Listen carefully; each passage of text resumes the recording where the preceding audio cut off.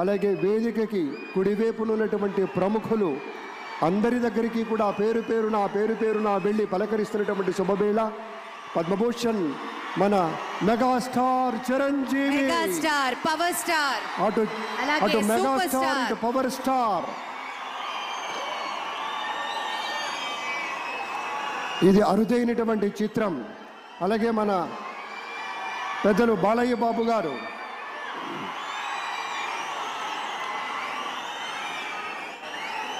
Super star Thalaivar Rajinikanth గారిని పలకరిస్తున్నారు ప్రధాని. వారి లేడీస్ అండ్ జెంటిల్మెన్, మనస్ఫూర్తిగా వారి శుభకామనలు అందుకుంటూ మన బాలయ్య బాబుతోటి కరచాలనం చేస్తూ ముందుకు వెళ్తూ ఉన్నారు. వేదిక మీద అందరినీ పేరున పలకరిస్తూ రజనీకాంత్ గారితో ప్రత్యేకంగా మాట్లాడుతూ ఉన్నారు.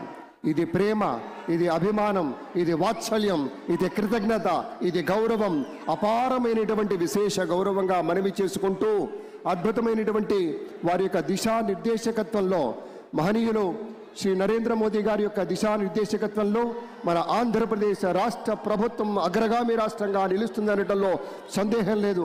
అక్కడ అమిత్ షా గారు, ఇక్కడ మన వెంకయ్య నాయుడు గారు పెద్దలు వారిని పలకరిస్తూ ఉన్నారు. శ్రీ నరేంద్ర మోదీ గారు, ఇది అవ్యాజ అనుబంధం.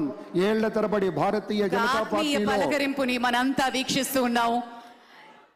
మన రామ్మోహన్ నాయుడు గారిని అందరినీ ప్రత్యేకంగా అభినందించారు మన ప్రధానమంత్రి వర్యులు.